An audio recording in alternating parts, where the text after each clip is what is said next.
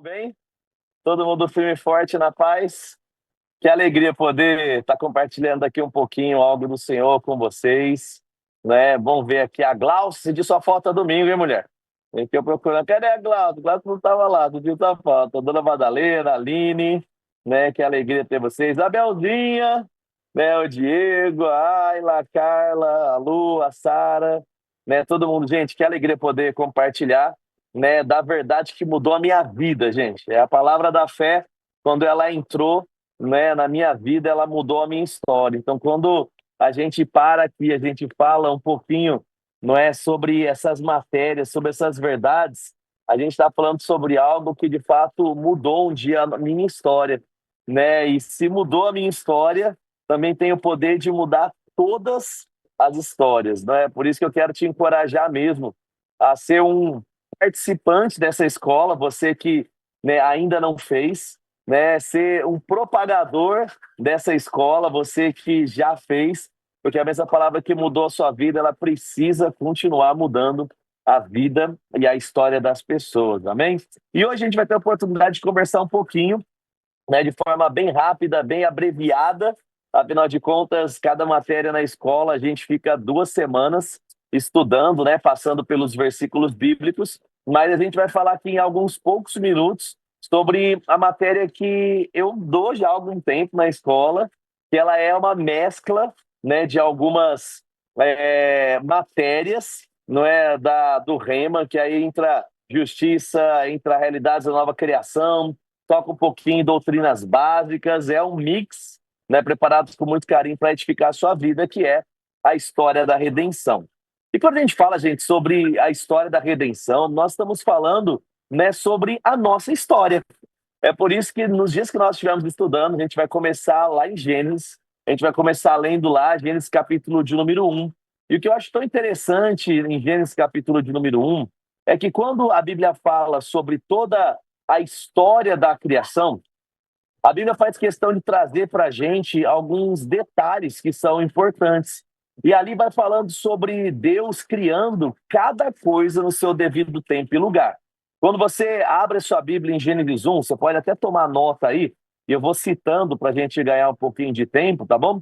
Então, se você olhar lá, Gênesis 1:10, 1:12, 1:18, 1:21, 1:25, você vai ver uma coisa em comum.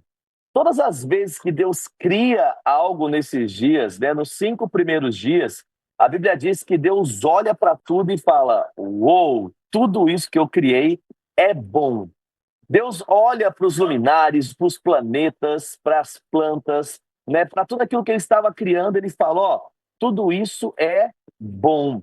Mas aí o que acontece? De repente, em Gênesis capítulo de número 1, né, depois do verso de número 26, quando ele cria o homem, ele começa a trazer algumas atribuições para o homem. E aí o que acontece? Depois de trazer essas atribuições, ele chega no verso 31, que ele diz: E viu Deus que tudo quanto foi feito era muito bom. Gente, olha que coisa interessante. Deus, ele cria todas as coisas, ele entende que é bom. Mas quando ele cria a mim e a você, a Bíblia deixa claro que ele nos faz como a coroa da criação, ou a melhor parte, se eu posso assim dizer, ele faz da gente como a cerejinha do bolo, não é? Então ele olha para a gente e fala assim: Uau, tudo o que eu fiz é bom, mas isso aqui que eu acabei de fazer, o homem, ele é muito bom. Por que é importante a gente começar por aqui? Por que é importante a gente começar a falar um pouquinho sobre Deus ter te criado de uma forma muito boa? Porque, gente, às vezes o nosso histórico de vida ou aquilo que nós aprendemos tem tentado nos convencer de que nós podemos e devemos viver uma vida muitas vezes de fracasso. Tem muita gente que olha para a sua vida e fala assim: ah, pastor, está dando tudo errado e está tudo bem, porque isso faz parte do mundo. Gente, mas quando eu olho para aquilo que a Bíblia diz, e eu vejo a Bíblia dizendo que Deus me fez, ele me fez muito bom. Gente, uma pessoa muito boa não nasceu para fracassar. Uma pessoa muito boa não nasceu para ter falta. Uma pessoa muito boa não nasceu para pegar as últimas posições das coisas. Muito pelo contrário, Deus nos fez para dar certo nessa terra. Você pode dizer isso comigo? Diga, eu nasci para dar certo. Fala mais forte aí, fala, eu nasci para dar certo. Bate no peito e fala, sou eu mesmo que nasci para dar certo. Em Salmo 115, 16, toma nota aí, Salmo 115, 16, eu vou ler para você. Eu vi que o Luizinho aí, né, ele tá mandando no chat para a galera, né, então pode mandar, Luizinho. Salmo 115, 16, ele diz assim, ó, os céus são os céus do Senhor, mas a terra deu ele aos filhos dos homens. Gente, quando a gente começa a ler Gênesis 1, agora a gente chega em Salmo 115, a gente continua a construir a ideia de que Deus fez o homem para dar certo.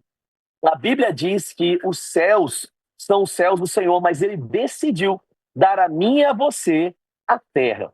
Em Gênesis lá 1, 26, 27, 28, até o 31, ele vai dizer: domine o homem sobre os peixes, sobre os animais, sobre as árvores, sobre tudo que foi criado. Ele diz: governe e domine. Gente, quando Deus olhou para mim e para você, ele nos fez para dar certo. Ele decidiu nos trazer para essa terra em um lugar de domínio. Também você pode dizer assim, pastor, mas se Deus ele trouxe a minha vida e a gente como homem nessa terra dominar e para dar certo, por que é que a minha vida está dando errado? Ou por que é que muitas vezes as pessoas estão vivendo uma vida que está dando errado? Calma, que a gente vai falar um pouquinho bem rápido sobre isso hoje, mas a gente vai estudar ao longo da nossa matéria, porque a gente sabe que o plano de Deus começou certo, mas de repente, por causa de algumas escolhas, o homem meio que bagunçou um pouquinho desse plano. Então, só para te deixar tranquilo e já tirar essa pulpinha, né, que está atrás da sua orelha, né, Deus fez um plano bom e a gente está vendo esse plano. Daqui a pouco, no próximo capítulo, a gente vai entender o que deu errado nesse plano e como Deus vai fazer para consertar todas as coisas. Amém?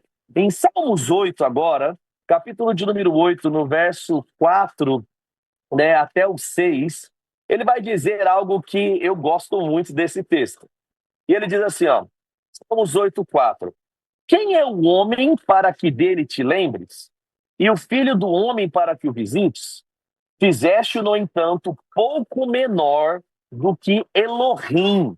Em algumas versões diz, fizeste-o pouco menor do que Deus. Em outras versões diz, fizeste-o pouco menor do que os anjos. A gente vai encontrar essas três, né, principais versões. E ele diz assim, ó, e de glória e honra o coroaste. Deste-lhe domínio sobre as obras das suas mãos e sobre os seus pés tudo puseste. Gente, olha que coisa maravilhosa. A gente viu que Deus fez o homem para dominar. Deus fez o homem e disse que o homem é muito bom. A gente leu que os céus são os céus do Senhor, mas a terra ele deu aos filhos dos homens. E aqui em Salmos 8, ele fala sobre uma, se eu posso dizer, uma ordem ou uma categoria de importância ou de governança divina. E ele diz que depois de Deus não vem os anjos, vem você. É por isso que essa palavra aqui, ela é a palavra Elohim. A palavra Elohim, em alguns momentos, ela pode ser traduzida também como anjos. Mas quando a gente olha, né, na criação do homem em Gênesis 1, 26, a gente também vê ali Elohim. Quem cria o homem é Elohim. A Bíblia diz que Deus faz o homem à imagem e semelhança de Elohim. Ou seja, você não é Deus. Você não é um pequeno Deus. Mas a Bíblia deixa clara que Deus colocou em você características para viver conectado com Ele, se relacionar com Ele, para exercer a vida que Ele planejou para você. Sabe, querido, você não é Deus, mas Ele colocou características dele em você porque Ele é o seu Pai. E assim como todo pai transmite herança e características para o seu filho, Deus é um Deus que governa. Então nós somos chamados para governar. É interessante que depois dessa bagunça que a gente vai estudar e a gente vai ver como Deus consertou, a Bíblia diz no livro de Romanos que aqueles que receberam a abundância da graça e o dom da justiça reinarão em vida. É engraçado, né? Porque mesmo diante de toda a bagunça, Jesus consegue colocar a casa em ordem e todo o governo e domínio que lá em Gênesis foi criado para que nós vivêssemos, ainda que em um determinado momento, como nós vamos ver, Adão e Eva vão perder esse domínio e governo. Jesus dá um jeito de fazer com que a maior parte das coisas sejam restauradas hoje. Por que a maior parte, Leandro, e não todas? Porque algumas coisas ainda serão restauradas. Quando a gente fala sobre o novo céu, nova terra, sobre o que vai acontecer quanto às coisas escatológicas, né, tem coisa que ainda, né, vai acontecer. A Bíblia diz que a última coisa, o último inimigo a ser vencido vai ser a morte. Né? A morte, que como a gente vai aprender, né, aqui na nossa matéria, ela é consequência do pecado. Então, ó, resumindo aquilo que a gente já viu até aqui com você. Né? Então, Deus fez tudo bom, Deus fez o homem muito bom, Deus fez os céus para ele e a terra para os homens. Deus deu a ordem para o homem governar e dominar, mas a gente sabe, em Gênesis 3, quando a gente lê, que algo vai acontecer que não deu muito certo. Aí você fala, Leandro, né, o que é que não deu muito certo? Né, algo que se chama pecado entrou e começou a fazer parte da vida do homem. Aí você fala assim, Leandro, mas o que é o pecado? Gente, pecado, né, de um grosso modo, a gente pode dizer que é a desobediência, não é contra Deus. Né? De repente, Deus, eu vou agora resumir para você, sem a gente abrir para ganhar um tempo, ele coloca duas árvores ali no meio do jardim, especiais. Uma árvore da vida, outra árvore do conhecimento do bem e do mal. Deus disse, da árvore da vida e de todas as outras você pode comer livremente. Mas da árvore do conhecimento do bem e do mal, você precisa escolher não comer. Né? Porque do dia em que dela comerdes, vocês irão morrer. É isso que Gênesis 3 vai relatar para a gente. Você pode marcar aí, tarefinha de casa, para que você possa ler aí também. Então, Gênesis capítulo de número 3, do verso 1 até o verso de número 7, tá bom? Você vai ler, né? E ali, né, o homem, ele decide desobedecer essa mandada de Deus. Porque a serpente, agora, ao tentar, ele diz, mas foi isso que Deus disse, que no dia em que dela comerdes morrerás? E resumindo, Adão e Eva decidem, primeiro Eva e depois Adão, dar ouvido não a Deus, mas ao diabo. E aí o que acontece, gente? Por causa dessa decisão de desobediência ou de desobedecer, o homem agora, ele conhece o pecado. Quando a gente lê Romanos, capítulo de número 3, no verso de número 23, você pode marcar aí, lá ele diz assim, que todos pecaram e destituídos foram da glória de Deus. Romanos 6, 23, ele vai dizer, o salário do pecado é a morte. Então, quando a gente lê esses dois textos escritos pelo apóstolo Paulo em Romanos, fica claro que o pecado tem uma consequência. Quando a gente fala sobre obedecer, obedecer mantinha o homem conectado com Deus, porque toda escolha traz os seus resultados. A obediência traz a bênção e a desobediência traz a morte, traz o pecado e todas as consequências do pecado. Quando o homem agora ele peca, o que vai acontecer? A gente sabe, marca esse texto aqui, 1 Tessalonicenses 5, 23, tá bom? Então, hoje é um dia só de citar versículos aí, você anotar que a gente está fazendo aqui quase um drive-thru, né, da nossa escola. Você passa ali no drive-thru, pega o lanche, né, e você vai comendo aí ao longo da semana e desfrutando. Então, a gente sabe que o homem, ele é um ser em três dimensões. 1 Tessalonicenses 5:23 diz, e o Deus da paz vos santifique em tudo, no vosso espírito, na vossa alma e no vosso corpo. Nesse texto fica claro para a gente aquilo que toda a Bíblia mostra. O homem é um ser trino. Isso desde Gênesis já fica claro, porque em Gênesis 1:26 a Bíblia diz que Deus faz o homem, mas Deus faz o homem no espírito. Depois, em Gênesis 2, ele vai formar o homem do barro, do pó da terra. Agora, o homem se torna alma vivente, ele possui também uma alma, ou seja, nós somos um ser em três dimensões, abençoados em três dimensões quando nós fazemos o que é certo, mas agora colhedores de consequências do pecado e da morte quando nós fazemos aquilo que é errado. E esse pecado, gente, que agora entra na humanidade e mancha a vida do homem através dessa escolha de desobedecer, ela começa a afetar o homem no espírito, na alma e no corpo. E no primeiro momento agora o homem é separado de Deus. É por isso que em Gênesis 3, na viração do dia, quando Deus vai se relacionar com o homem, ele pergunta: onde vocês estão? E a resposta de Adão para Deus é: ouvi a sua voz, tive medo e me escondi. É interessante que no momento em que eles erram, eles agora têm medo de Deus, mas eles também percebem que eles estão descobertos, eles estão nus. E eles tentam fazer algo com as próprias mãos, ao ponto de cobrir o problema da sua nudez. E que coisa interessante, gente. O homem agora, ele percebe que algo está faltando, mas ele tenta se auto-justificar. O homem tenta se auto agora resolver ou, de uma forma individual, pagar o preço para consertar as coisas. Mas é engraçado que, por mais que o homem faça uma roupa de folhas de figueira, isso não conserta o problema do homem. Por quê?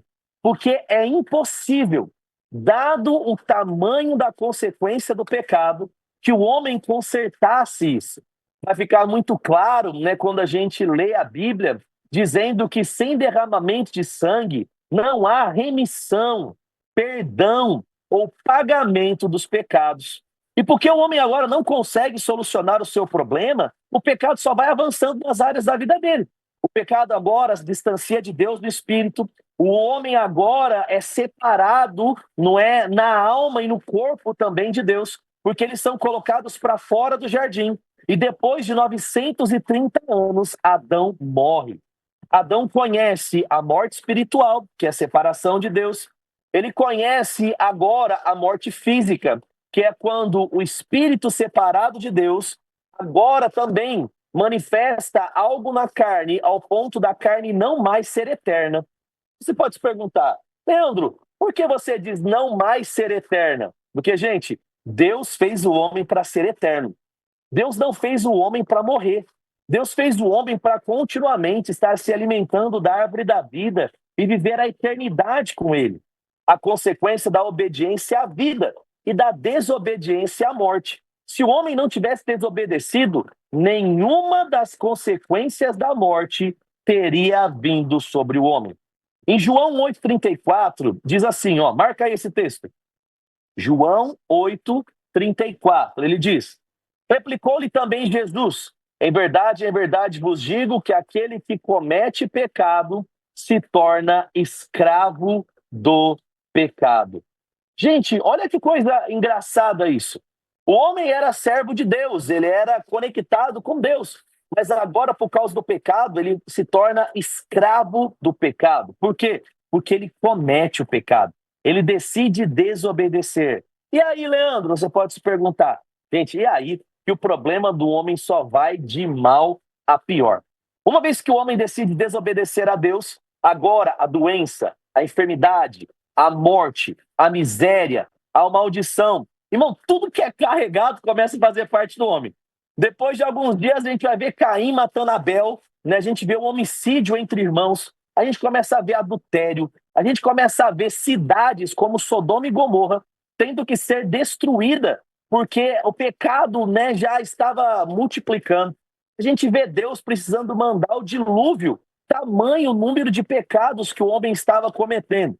Aí entra agora o politeísmo, né? Muitas religiões acontecem, eles começam a idolatrar, a idolatria chega. Gente, e o negócio só vai indo sempre de mal a pior. Ou seja, Deus não fez o homem para essa condição, mas porque o homem decidiu errar, ele perde acesso à árvore da vida, ele perde acesso a Deus, ele agora começa a viver uma vida indo de mal a pior.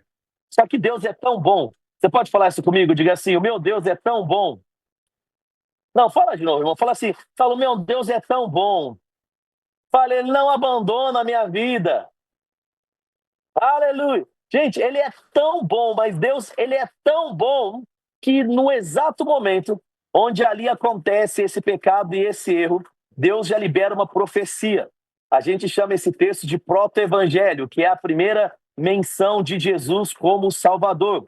E é o texto onde ele vai dizer, vai chegar um dia, né, onde o filho da mulher vai pisar sobre a cabeça da serpente.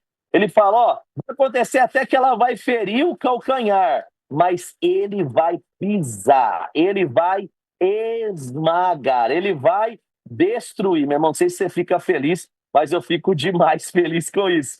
Porque ali Deus já estava anunciando um dia onde ele ia poder fazer algo para o homem, que iria transformar por completo a vida do homem. E aí o que vai acontecendo? O homem agora, ele vai andando, caminhando e errando. Mas à medida que os dias vão passando, Deus vai entregando profecias. As coisas vão acontecendo até que a gente chega em um determinado momento que a Bíblia vai dizer que o cumprimento das promessas começa a acontecer.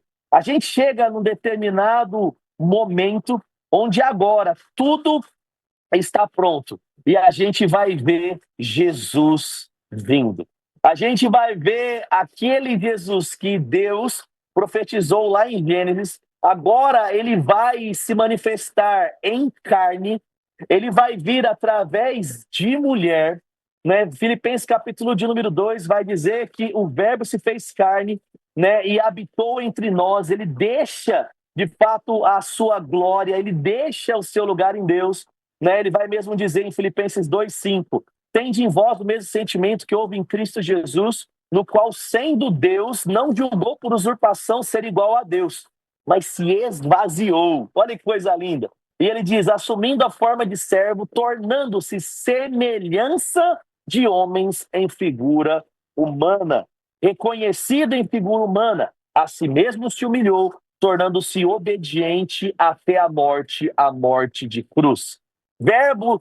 Aquele verbo que estava com Deus, agora ganha vida. João 14, ele diz, o verbo se fez carne e habitou entre nós, cheio de graça e de verdade. Oh, aleluia! E vimos a sua glória como o unigênito do Pai. Gente, olha que coisa maravilhosa.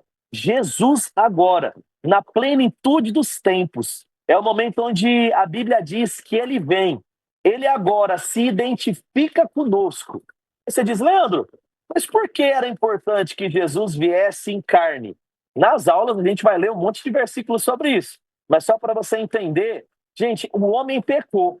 E se o homem pecou, um outro homem teria que solucionar o problema. É por isso que a Bíblia chama Jesus de segundo Adão. O primeiro Adão teve a oportunidade de obedecer a Deus, mas o primeiro Adão desobedeceu. Agora Jesus vem em semelhança de Adão. Mas como assim semelhança de Adão, Leandro? Ele vem nascido da carne, mas sem pecado. Ele agora tem a oportunidade em todos os momentos da sua vida de errar. A Bíblia vai dizer em Hebreus 2,14, marca aí, para você ler também. Hebreus 2,14 até o versículo 19, e marca aí Hebreus 4,15. Marca esses dois textos para você. Eu quero ler o Hebreus 4,15. Ele diz assim, ó, porque não temos nele um pontífice incapaz de compadecer-se das nossas fraquezas. Muito pelo contrário, temos um que passou pelas mesmas provações que nós, mas sem pecado algum. Meu Deus do céu. Irmão, você tem que ficar feliz com isso. Ele em tudo foi tentado, mas agora, assim como nós, em figura humana, ele disse não. Aleluia. Ele falou não pro pecado. O diabo virou para ele em Lucas 4, começa a trazer as tentações e fala, manda a pedra virar pão. Ele fala, está escrito, não só de pão virar o homem. Ele fala, vai lá, ó, né, senta aí, me adora, se prostra. Ele fala, só o Senhor, o teu Deus, adorarás, só ele prestará culto. Ele fala, ó, a Bíblia diz, se joga daqui que Deus vai enviar miríades de anjos. Ele fala, não tentarás o Senhor, teu Deus. Está escrito, está escrito, está escrito. Gente, em tudo ele é tentado, mas em nada ele peca. Ele é aprovado por tudo em figura humana. Por que isso é importante, Leandro? Porque nós tínhamos uma dívida. Lembra que a gente citou aqui Romanos 6:23, salário do pecado. Ou seja, o que é salário? Consequência. Salário é pagamento devido por uma atitude. Então, quando o homem agora erra, o homem tinha que receber o salário daquilo. Então, o homem erra, o homem paga. Agora, o que acontece? Jesus, o homem, acerta e Jesus, o homem, paga. Então, ele se identifica conosco, mas ele agora também vai nos justificar. O que é justificar, gente? É pagar a conta. A Bíblia diz no livro de Colossenses que existia um escrito de dívida que era contra as nossas vidas. E aí, o que é que Jesus faz? Ele agora se lança no madeiro, ele agora se faz maldito na cruz, não porque ele errou, mas porque nós erramos. Ele morre não porque ele merecia morrer, mas porque nós merecíamos. E você pode dizer, Leandro, por que tudo isso? Porque, gente, no momento em que Adão e Eva eles pecaram, eles foram separados de Deus. A natureza do homem foi destruída. O problema não era de fora para dentro, mas era de dentro para fora. Não adiantava tomar banho, não adiantava passar um perfume. Eu gosto de usar um exemplo, gente, e você pode pesquisar depois no ChatGPT, no Google, e você vai perceber que bafo, às vezes, a causa do bafo não é uma má escovação. Muitas vezes o bafo é um problema digestivo, é um problema no seu estômago. Sabe, querido, se você está muito tempo sem comer, é normal que você fique com mais bafo do que quem acabou de comer. Porque os ácidos que estão ali dentro do seu estômago, os processos químicos vão gerar bafo. Agora, se eu tenho problema no meu estômago e eu escovo o dente várias vezes por dia, não importa quantas vezes eu escovo, porque eu não estou solucionando o problema. Eu estou simplesmente lidando com a consequência. Irmão, Jesus não veio para lidar com a consequência, Jesus veio para acabar com o problema. É por isso que ele morre na cruz para mudar a nossa vida, irmão. Ele morre na cruz para tirar a humilhação, a dor, a perda, a miséria, a pobreza. A Bíblia diz que ele se fez maldito para que nós fôssemos benditos nele. Meu Deus do céu, irmão, você tem que ficar feliz com isso. Mas você pode dizer, Leandro, por que é tão importante isso? Porque, irmão, através de Jesus eu fui redimido. Essa é a nossa história da redenção. Através de Jesus, nós podemos voltar a viver aquele plano que a gente começou a falar aqui no início da nossa aula demonstrativa. Através de Jesus, irmão, eu posso voltar no tempo e eu posso me conectar com Deus. Através de Jesus, eu posso viver uma vida sem os resultados da morte. Se a morte e o pecado trouxeram a doença, através de Jesus, hoje eu sou livre da doença, eu sou curado. Oh, aleluia! Meu Deus do céu. Irmão, o celular está até caindo aqui, porque, meu irmão, é muita glória, é muita bênção, é muita coisa boa. Ele resolveu o problema do pecado, irmão, de uma vez por todas, para que nós vivêssemos uma vida diferente. Aí tem muita gente que fala assim, não, pastor, mas eu sou pecador e tem as consequências do pecado e elas repousam sobre a minha vida. Meu irmão, tudo isso é verdade até que Jesus veio. Tudo isso é verdade. O grande problema das pessoas é que eles leram um livro só até a metade. Eles esqueceram que existe um ápice, existe um grande finale. Sabe, querido, é verdade que você era pecador, é verdade que você era merecedor de coisa ruim, é verdade que você não merecia nada. Mas chegou alguém que decidiu pagar a festa, irmão. Chegou alguém que decidiu mudar a sua história. Chegou alguém que decidiu, irmão, solucionar todos os seus problemas. Chegou um momento, querido, que alguém simplesmente chegou e falou, é simples assim. Deixa eu contar aqui uma história para você, só para você entender. A gente está entrando com o nosso processo migratório, né? E essa semana agora a gente está finalizando, provavelmente na segunda ou na terça a gente vai aplicar. Irmão, eu precisava levantar $8.000 para pagar as taxas do governo desse meu processo. Eu tinha um pouco de dinheiro e eu estava precisando de mais 40, né, mil reais. Né? Aí eu cheguei para aquela, a gente chegou, pegou e falou assim, e agora? O que a gente vai fazer? A gente não tem esse dinheiro. Né? Eu não posso sair que nem louco fazendo as coisas aqui, né? Porque senão vai dar ruim. Estou fazendo tudo certinho até agora, eu não posso errar aqui nos 45 do segundo tempo. Não é o que eu vou fazer. Né? Aí ela pegou e falou assim, a gente pode falar com algumas pessoas. Né? Aí eu peguei e falei assim, mas com quem que a gente vai falar, pedir tanto dinheiro assim, você tá louco? Tipo assim, pedir emprestado. Aí teve uma pessoa que a Kelly pegou e falou assim, eu vou falar com a fulana de tal, eu vou pedir para ela, ver se ela quer ajudar a gente. A pessoa virou, a Kelly chegou, e a pessoa falou assim, não, fica tranquilo, estou fazendo um Pix agora de R$10.000 para vocês me pagam lá na frente quando sair o visto e quando você estiver trabalhando, tiver tudo certo. Eu falei, beleza, eu preciso agora de R$30.000. Aí eu falei, puxa, uma pessoa emprestou 10, agora eu vou levantar mais 3 pessoas que emprestam 10. Irmão, não sei se você sabe, mas o Brasil não está sobrando dinheiro para as pessoas emprestarem, não. Aí a Kelly chegou, né, foi falar com uma pessoa, né, aí ela virou e falou assim, ó, tem que falar uma coisa para você, meu Deus abençoou a gente ganhou o nosso processo, só tem que pagar, esqueci de contar isso para você, irmão, a gente ganhou R$ 20 mil do nosso processo de EB1, né, US$ 20 mil do nosso processo de EB1, R$ 100 mil a gente ganhou de presente do nosso processo, né, aí ela chegou para a pessoa e falou assim, ó, eu tenho que pagar, né, 40 mil, 40 e poucos mil reais, né, que transferindo em dólar vai dar aí esses US$ 8 mil e tá faltando 30. Aí o pessoal, não, manda o Pix, que eu vou mandar os 30 mil para você aí, você me paga quando vocês puderem, quando vocês quiserem. Irmão, duas mensagens, a gente nem tinha noção de como ia acontecer, a gente tava com uns R$ 40 mil, irmãos, emprestado para pagar quando precisar, quando der. Né? E o combinado é que depois que chegar o work permit, a gente vai trabalhar, levantar uma grana e a gente vai, de fato, pagar. Não, por que eu estou contando isso para você? Na hora que a Kelly recebeu essa mensagem, a Kelly virou e falou assim, nossa, mas é simples assim? É tipo, manda o Pix que eu estou te mandando R$ 30 mil. Aí na hora que ela falou, eu falei assim, meu, é assim, é simples assim. Sabe, a salvação é simples assim, a cura é simples assim, a riqueza é simples assim. Por quê? Porque, gente, a parte mais difícil ele já fez. A parte mais difícil foi morrer na cruz e ele já fez. A parte mais difícil foi dar o seu filho unigênito e ele já fez. Então, o que a gente precisa hoje? É simplesmente aceitar essa nova realidade que a gente tem e viver uma vida de prosperidade, de saúde, de bem-estar. Sabe, às vezes a gente está preocupado porque a gente está pensando muito naquilo que a gente pode fazer e a gente está esquecendo do que Deus pode fazer, irmão. Sabe, a gente está conversando ontem à noite, eu falei com a Kelly, eu falei, amor, você tem noção que a gente vai estar com o nosso green card na mão com menos de 2 anos nos Estados Unidos?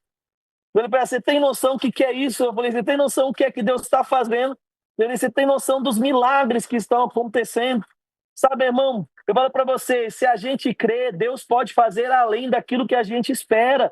Deus pode levantar pessoas, Deus pode abrir portas, Deus pode conectar coisas, Deus pode, meu irmão, fazer coisas que você não tem noção. A gente olhando nosso processo migratório, né? Eu falando com o Thiago Garcia esses dias, aí ele falou assim, cara, meu, depois que as pessoas verem o seu processo migratório, você não vai ter mais agenda, não, porque, meu, eu peguei e falei assim, ô, Thiago, nem eu acredito nessa pessoa que está aí, né, no processo. Sabe, eu olhando, irmão, a gente conseguindo carta de prefeito, a gente conseguindo carta de general do exército, a gente conseguindo medalha de mérito humanitário da ONU. Eu não tenho noção que é isso.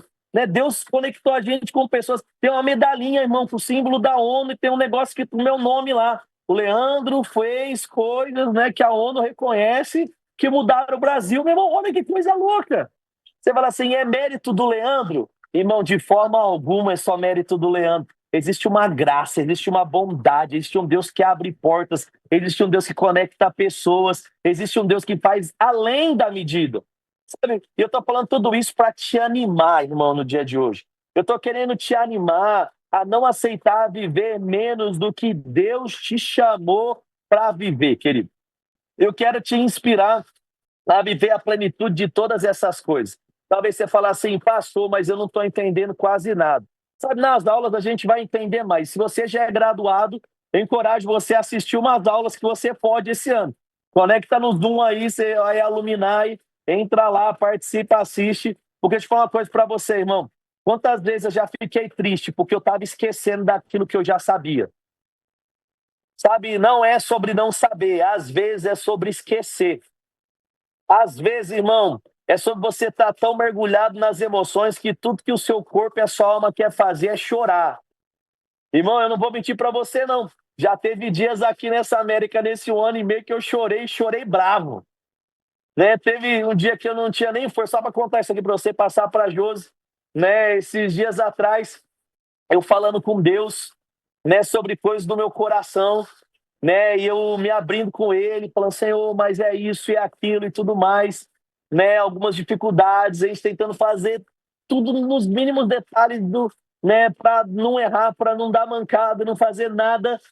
E aí, de repente, irmão, eu falando, eu acordei de manhã, né, no domingo, eu orando ali, falando com Deus, triste, né, abrindo mesmo o coração. Sabe o que eu estou dizendo? Você já passou por isso aí alguma vez ou não? Irmão, quando eu menos espero, eu vou pegar o celular, que ele apita e tem uma mensagem, a pessoa manda para mim assim: vai lá na porta do seu apartamento que eu deixei um negócio para você. Irmão, tinha uma família, não sei o que, que deu na cabeça dele, na verdade eu sei que foi Deus.